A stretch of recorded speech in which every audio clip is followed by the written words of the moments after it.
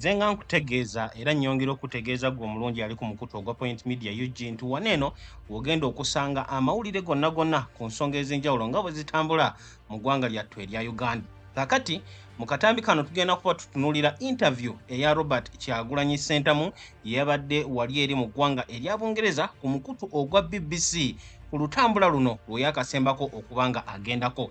Kyagulanyi mu ggwanga erya Bungereza yabaddeyo okumala ennaku eziwerako ddala era ng'ali n'emmundu ze emmenye okuli Joel Ssenyonyi awamu ne David Lois Rubungeya nga abakulembeze ab'ekibiina ekya National Unity Platform, era twasobodde okubanga tulabako ku bimu ku ebyo byagenze mu maaso okubanga akolayo. Wabula interview eno bangi nnyo babadde bagirindiridde era nga wano ku Point Media UG tugenda kuba tukutuusaako eddoboozi erya Robert Kyagulanyi Ssentamu we yagenze mu maaso okubanga ayogera ku nsonga ez'enjawulo, biki ebimuleetera okubanga akyalemerako nga alwanisa ogezaako okulaba nga ajjako omukulembeze gw'ayita Nakyemalira General Yoweri Kaguta Museveni. Ate era mu bibuuzo ebingi ennyo Robert Kyagulanyi Ssentamu bye yabuuziddwa mwabaddemu oba atuuka ekiseera ye awamu ne bakulembeze banne ne babeera nga bakooye era bawulira baagala babeere nga sipiga eno bagivaamu. Gwampuliriza ku Point Media UG we tunaamaliriza akatambi kano, ensonga zino zonna ogenda kuba ozitegeera bulungi nnyo era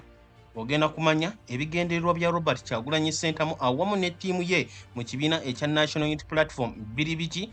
Ate era gwe wenna munnankyukakyuka gwe ayagala okuwuliriza obubaka buno ogenda kuba ofunamu ekyokuyiga. Nja kukusaabusabi tuula okkalire wano ku Point Media UG tubeera nga tukutuusaako ensonga zonna bulungi nnyo nga bwe tutera okuba nga tuzikutuusaako. Kakati nga tetunaba kuba nga tugenda mu katambi ako gwampuliriza ku mukutu, njagala mbeere nga nkozesa omukisa guno osooka okubuuzaako osiibye otya osuza otya wonna w'osinziridde okuba nga oli mu kulaba omukutu ogwa Point Media UG. Webale nnyo webayire ddala gwatambudde naffe okumala akaseera ate era twaniriza oyo yenna agenze mu maaso okuba nga atweyungako. Nyongera okutegeeza, nyongera okulambika woba oyagala okufuna ensonga, woba oyagala okufuna amawulire agali up to date agakola amakulu agagenda okuyamba okutegeera ensi yo, wano Point Media UG w'obeera ogumira. Ensonga zonna tuzitambulize wamu era nja kusaabusabi bw'ogenda ku YouTube ng'okozesa essimu yo, laptop yo, tab yo ne weba TV yo gweteeka mu buteesi Point Media UG, subscribinga, teekako notification bell, likinga, sharinga ate era commentinga, tubeere nga tutambulira wamu bulungi nnyo. Kakati awatali kumala budde bonna tugenda kuba tuwuliriza mu ddoboozi lino erya Robert Kyagulanyi Ssentamu, ate n'oluvannyuma tugenda kukomawo okumulungula oba ky'oyinza okukola analysis ku interview eno Robert Kyagulanyi Ssentamu bye yayogedde bitegeeza ki naddala eri oyo Munnayuganda okugezaako okukola amakulu mu byonna aba Nuupu bye baluubirira, naddala nga bali mu kweteekerateekera okugenda mu kamyufu ate era okugenda mu campaign trail enaasobola otuteekerateekera akalulu k'omwaka gwa 2026. Yeeno interview. I'm seeking for better leadership, accountable leadership, more human rights, more freedoms, but most importantly, an end to corruption so that we can use our resources for the betterment of our lives and the lives of our people. What is it like being in opposition in Uganda? Tough, I would say, and gets tougher by the years. Being in the opposition in Uganda means being labeled a terrorist. You see, Uganda happens to be a country ruled by General Museveni, who has ruled it for almost 40 years, and challenging his authority in Uganda is challenging the national military, the Uganda People's Defense Force. Being against Museveni is being against every institution of state because he has captured all state institutions. So many things have changed in your country in terms of how long a president can stay, in terms of term limits, age limit have been scrapped. Are you running again for president in the next year's election? These are two questions in one. So many things have been changed in our constitution, but all these have not been changed for the betterment or better governance of Uganda, but for the sustenance of the Museveni regime. In 2005, he changed the constitution to remove term limits he keeps changing the constitution to his convenience. And that's why we insist on saying that we must move beyond individuals. Do I intend to run against him? Definitely. I've said this time and again that I've offered myself to my team. You know, if my team still believes that I can lead them to challenge General Museveni again, I'm available. You have been a name, a presence in the political landscape of Uganda for a while now. How relevant do you think you still are to the Ugandan youth? Like I said, it is not just me. The question should be, how relevant are the ideas that I represent to the Ugandan youth? And they are very relevant, because I speak about the reality. I'm presenting in black and white the option to the situation that we are living under right now. I don't present myself as the most knowledgeable or the most qualified, but as the most committed to this reality that we see, the reality that the corruption has sunk our country and has stalled our development. You've been through so much, of some of which you've mentioned, the arrests, the beatings, being shot at, tear gassed. At what point do you sit down and think, this is too much, maybe time to bow out? Or does that never cross your mind? I am no Superman. I'm a human being who feels pain, who gets scared, who gets anxious, who gets worried. I am no Superman. You're asking at what time do I say enough is enough? At all times. Every time I'm under attack. Every time another brother is abducted, another person is killed. Every time I visit my friends in prison, I'm like, enough is enough. But again, there's no alternative to this. This is a one-way mission. Either getting our freedom or we die trying. I call upon the international community to be involved in this. How? The role of the international community is to give attention to what's happening in Uganda. I know that so much is happening in the world, but let us also get some attention, because Africa, especially sub-Saharan Africa, plays a big role. There's been a lot of investment in sub-Saharan Africa. The US alone last year sent 12 billion US dollars in sub-Saharan Africa. Uganda took more than $500 million of that in health, education, and others. We appreciate that, but that aid should be coming with preconditioned.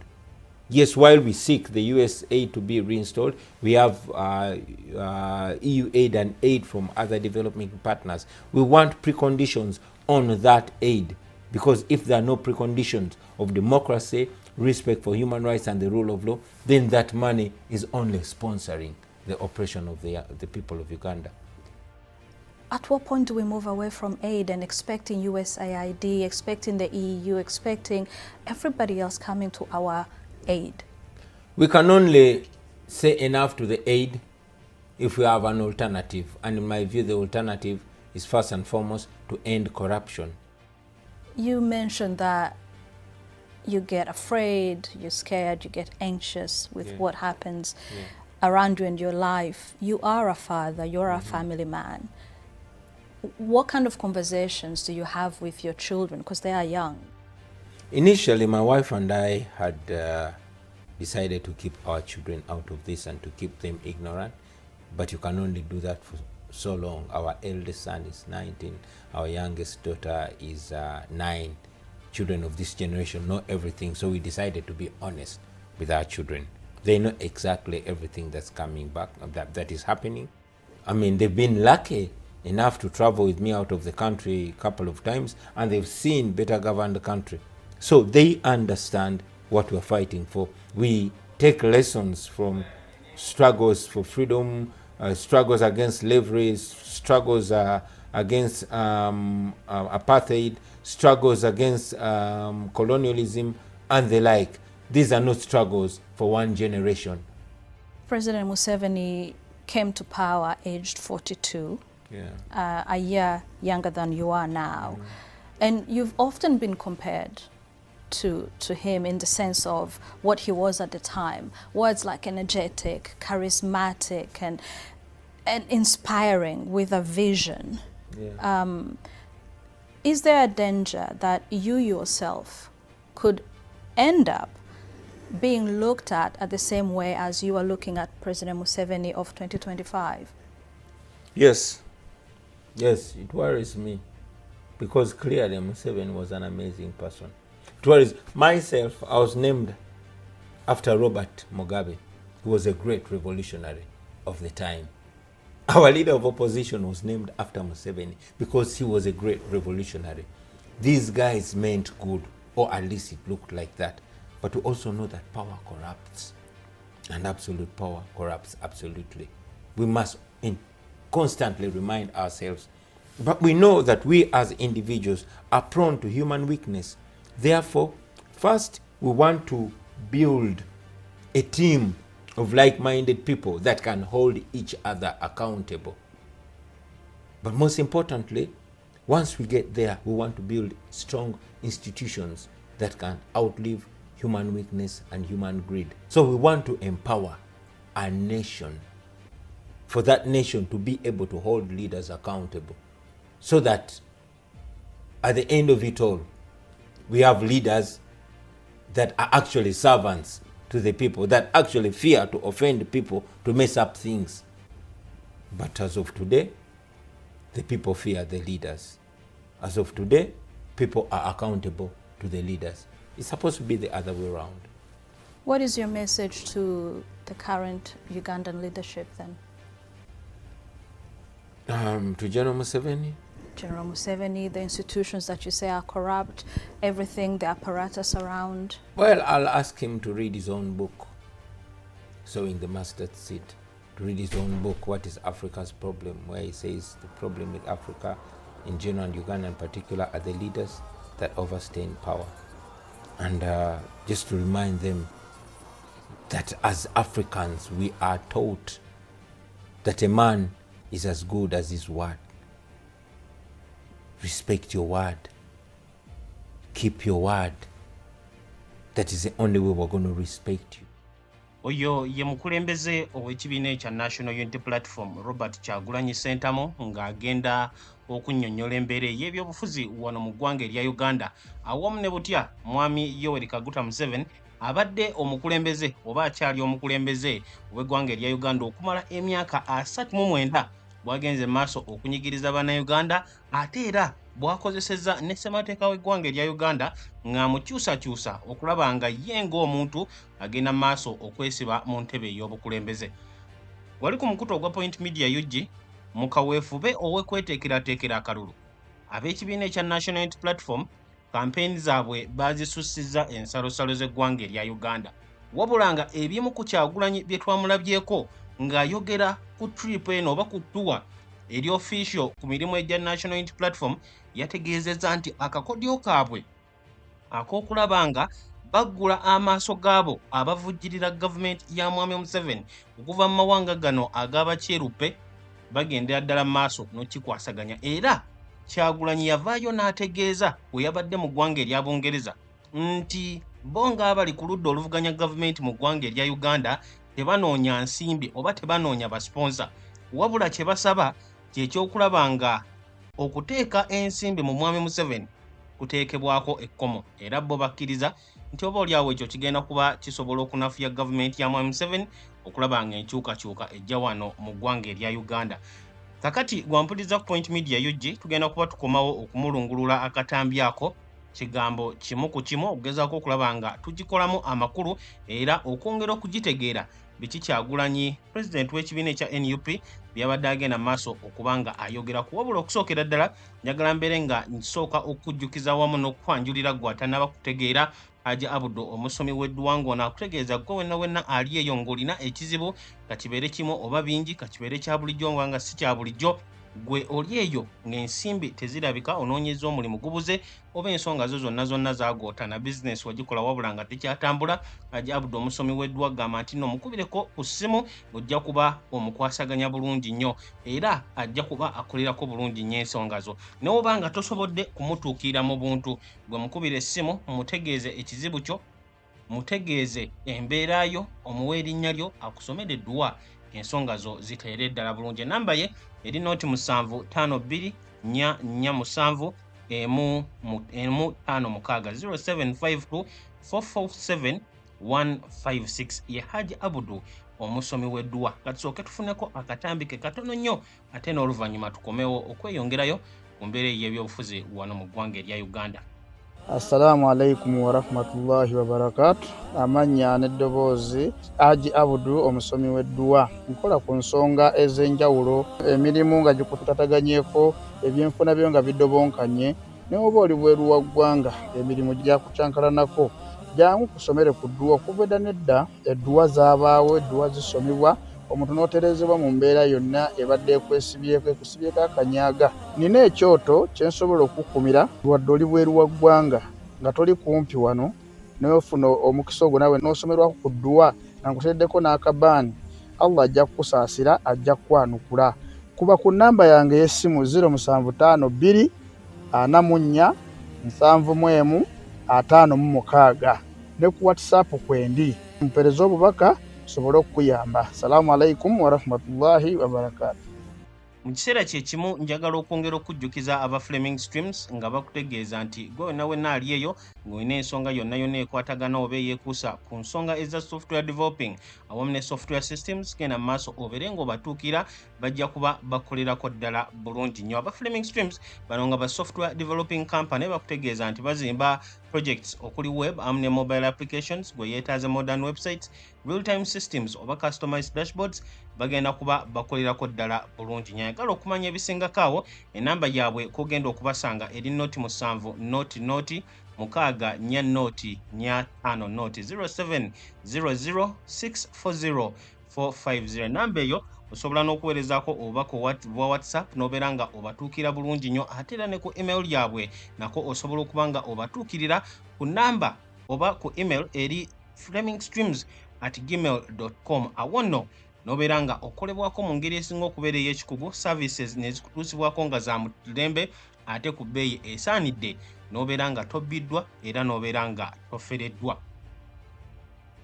Okyali ku mukutu ogwa Point Media UG, webale nnyo okuba nga okyatambula naffe nga bulijjo embeera ey'ebyobufuzi yonna wano w'ogenda okuba nga ogisanga. Ensonga zonna ennungi, embi, ezibuzaabuza awamu n'ezo entereevu byonna bisange wano ku mukutu. N'olw'ensonga eyo nja kusaba wonna wosinzira okuba nga otugoberera, gukwata bukwasi essimu yo oba laptop yo, tab yo ne weeba TV yo, teeka mu Point Media UG ng'ogenze ku mukutu ogwa YouTube, subscribinga, teekako notification bell, likinga, sharinga ate era commentinga, tubeere nga tutambulira wamu. Mu bbanga lino lye tulimu mu mwezi guno ogwokuna, wabulayo ebbanga ttono nnyo tubeere nga tusobola okuyingira mu season ey'ebyobufuzi. Season esuubirwa okuba nga egenda kubeera ya bunkenke, season esuubirwa okubeera nga egenda kubeera ya kaasammeeme, olw'ensonga nti n'abo ku ludda oluvuganya gavumenti ku mulundi guno beeweze era bagamba nti bagenda mu kiyitibwa protest vote, akalulu ak'okwegugunga, olw'ensonga nti bakooye okugumiikiriza effugabbi erya General Yoweri Kaguta Museveni awamu ne gavumenti ye nga kw'otadde ne family. Kakati abo ab'ekibiina ekya National Unity Platform nga bakulemberwamu Robert Kyagulanyi Ssentamu nga bwe nkutegeezezza wiiki kaakati yakayitawo nnambirira ng'omukulu ono ali mu ggwanga erya Bungereza era ng'eno yagenda mu maaso okukolerayo interview ebadde erindirirwa okumala ekiseera kaakati era ng'olunaku olwaleero tusobodde okuba nga tugifunako. Tuwulidde eddoboozi erya Robert Kyagulanyi Ssentamu, biki byagenze mu maaso okuba nga akonako, biki byagenze mu maaso okuba nga ayogera, era nga bwe nkutegeezezza nga tuvuddeko mu bulango bw'abakama baffe tugenda kuba tutunuulira kigambo ku kigambo naddala ebyo ebikola amakulu ennyo obulungi eri Munnayuganda okuviira ddala ku muntu wa wansi paka kwasembayo, nga tugezaako okutegeera space ey'ebyobufuzi wano mu ggwanga lyattu erya Uganda. Wabula newankubadde Robert Kyagulanyi Ssentamu agamba nti embeera y'ebyobufuzi agezaako okugirwanirira era okugikomyawo kubeera nga ye yentereevu eri buli munnayuganda yenna okukulaakulana. Ate tulaba nti ne Gen. Yoweri Kaguta Museveni naye teyeesugiddeeyo gwannaggamba, ali mu kukola buli kisoboka kyonna okulaba nga asobola okusigala nga akyanywezezza entebe y'obukulembeze. Tejjukira nti no waliwo ne mutabani we omukulu Gen. Muhoozi Kainerugaba agenda maaso okubanga naye mpola naddala n'abo abamukkiririzaamu ab'ekibinja ekya Patriotic League of Uganda bagenda mu maaso okumusindiikiriza abangi ennyo kye bayinza okuyita okusudya, okugezaako okulaba nga ate naye asobola okufuuka omukulembeze. Ekyebuuzibwa kino kinaasoboka oba nedda, wabula nga bo abali ku ludda oluvuganya gavumenti era nga omwami amanyikiddwa nga leader of opposition oba opposition leader wano mu ggwanga erya Uganda, Robert Kyagulanyi Ssentamu, ekyo ekya Gen. Muhoozi okufuuka omukulembeze n'ebirala bingi nnyo mu gavumenti ya Mwami Museveni kaakati abiwakanya. Robert Kyagulanyi Ssentamu we yabadde ku interview yabuuziddwa biki ebigenda mu maaso okuba nga bimusindiikiriza era ye biki bye yandiyagadde okulaba mu ggwanga erya Uganda naddala mu bukulembeze obubwe. Kyagulanyi agamba nti ziri ensonga nga 5 ng'agamba nti esookera ddala better leadership, ayagala okulaba obukulembeze obulungi wano mu ggwanga erya Uganda. Ensonga ey'okubiri, human rights and freedom. Bannayuganda eddembe lyabwe libeere nga lissibwamu ekitiibwa ate babeere n'eddembe ery'okukola kyonna ekisoboka wano mu ggwanga lyabwe erya Uganda. Ensonga endala, accountability, okulaba nga abakulembeze beerufu era basobola okuwa embalirira y'ebyo bye bakola eri bannayuganda era nga bannayuganda bano be bateekeddwa okubeera bakama baabwe. Ate ensonga esembayo era Kyagulanyi gy'agamba nti bye bimu ku ebyo ebiremesezza gavumenti ya Gen. Museveni okuba nga eweereza bannayuganda mu butuufu bw'okubaweereza y'ensonga eya corruption. Era Robert Kyagulanyi Ssentamu agamba nti okuteeka ekkomo ku corruption kigenda kuba kiteeka eggwanga erya Uganda mu bifo era mu mbeera etalabwangako wano mu ggwanga. Kakati olw'ensonga ezo Kyagulanyi agamba kyekyo lwaki gavumenti ya Gen. Museveni kaakati bannayuganda bangi nnyo, abavubuka bangi nnyo abo abamukkiririzaamu era abakkiririza ne mu ndowooza zagenda maaso okuba nga akiikirira, baagala okulaba gavumenti ya Mwami Museveni ng'evudde ku bukulembeze era omuntu omulala abeere ng'atwala obuyinza. Gen. Yoweri Kaguta Museveni mu bingi ennyo byagenze maaso okukola kwe kulaba nga ezimu ku nsonga ezaali mu ssemateeka, agamu ku mateeka agali mu ssemateeka w'eggwanga erya Uganda gaakyusibwa. Mu mwaka gwa 2005 etteeka erya term limit lyaggyibwawo oluvannyuma lw'okubanga mu ssemateeka y'omwaka gwa 1995 kyateekebwamu nga kiraga nti omukulembeze President alina kubeerako okumala ebisanja 2 byokka gy'emyaka 10, wabula nga twolekera mu mwaka gwa 2005 olwo nga twetegekera akaluko omwaka gwa 2006 Parliament yasobola okukyusa era n'eggyawo etteeka eryo ery'ebisanja 2.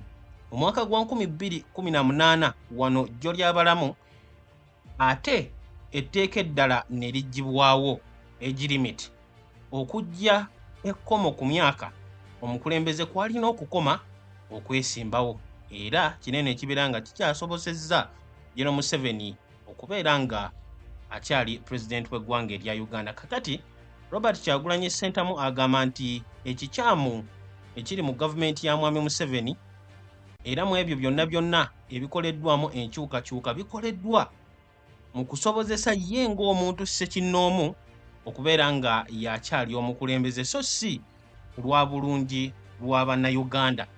Era Kyagulanyi agamba nti olw'ensonga eyo n'endala nnyingi nnyo ye mweteefuteefu okuddamu okwesimbawo, okuddamu okweŋŋanga Gen. Yoweri Kaguta Museveni nga bwe yakola mu kalulu k'omwaka gwa 2021.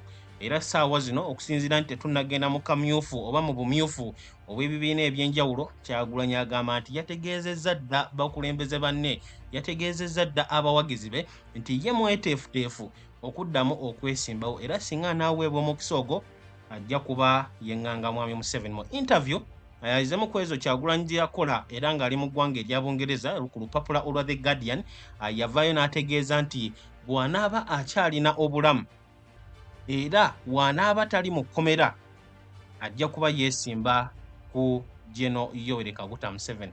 Kakati ne mu interview eno agenze maaso okukikkaatiriza ng'ategeeza nti ye mweteefuteefu era waali ekibiina kye kinaddamu okumuwa omukisa agenda kuba yeesimbawo bulungi nnyo. Kyagulanyi mu interview eno abuuziddwa oba alowooza wa makulu nnyo mu by'obufuzi by'eggwanga erya Uganda era oba akyali relevant, akyalina amakulu nga bwe kyali lulinga yaakajja. Robert Kyagulanyi Ssentamu gwe tuli mu kwogerako yakamala emyaka egiwererako ddala 8 mu by'obufuzi by'eggwanga lino erya Uganda okuva mu mwaka gwa 2017 wabula yeesimbawo ogwasookera ddala mu mwaka gwa 2021. Kakati mu interview eno abuuziddwa era ng'abalala bangi nnyo bazzenga beebuuza oba Kyagulanyi anaasigala alina amaanyi ge gamu nga bwe ge yajja nago wali eri mwaka gwa 2021 wabula okwanikula kwa Kyagulanyi ategeezezza nti ye okubeera relevant, ye okubeera ng'akyalina omugaso si kyekikulu wabula ebyo byayimirirako, ebyo byategeeza bannayuganda ideas zatambulirako zenkulu awamu ne ttiimu ye yonna okutwaliza awamu era agamba nti singa ekyo kinaasigala nga bannayuganda bakitegeera oba oliawo enkyukakyuka gye banoonya ejja kuba ejja. Ensonga endala era enkulu ennyo Kyagulanyi gy'asobodde okuba ng'ayogerako mu interview eno ye ya international community. Nga bwe nkutegeezezza mu kutandika kwa katambi kano nti Robert Kyagulanyi Ssentamu ezimu oba obumu ku bukodyo bwe yavaayo okutegeeza nti agenda kukozesa okugezaako okunafuya gavumenti ya Mwami Museveni kwe kumulabisa mu mawanga gano ag'abazungu agalabika okuba nga gakolagana naye entakera era nga gamusindikira ensimbi okuddukanya gavumenti ye.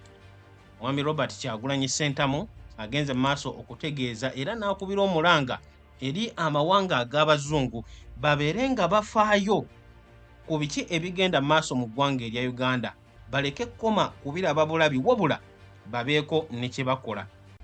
Era ng'agamba nti newankubadde obuyambi bungi nnyo mu ngeri ey'ensimbi buweerezebwa mu ssemazinga owa Africa ng'eggwanga erya Uganda ge gamu ku ago agasinga okufuna ku buyambi obwo agamba nti obuyambi obwo bulina okusindikibwa nga buliko obukwakkulizo okugezaako okulaba nga Mwami Museveni ne gavumenti ye ssente ezo tebazibba oba ssente ezo ate tebazikozesa okunyigiriza bannayuganda. N'olw'ensonga eyo Robert Kyagulanyi Ssentamu n'agenda maaso okutegeeza nti bannayuganda banyigirizibwa kyokka ng'ate ssente Mwami Museveni z'akozesa zeezo ez'abazungu. Era nga nzizeemu okwogera ku interview ey'olupapula lwa The Independent, Robert Kyagulanyi Ssentamu yagenda maaso okutegeeza nti ye mweraliikirivu ku international community olw'ensonga nti bo balabika okuba nga bafaayo nnyo ku bintu birala nnyo mu kifo ky'okulwanirira eddembe ly'obuntu era mu kifo ky'okulwanirira kulaba nga effugabbi lijjibwawo mu mawanga ag'enjawulo. Kyagulanyi ng'agamba nti abazungu bano ate bo balabika nnyo okuba nga bafaayo ku diplomasi enkolagana wakati waabwe ne Mwami Museveni kyokka nga ebintu ng'eddembe ly'obuntu byonna tebagenda maaso nakuba nga babifaako.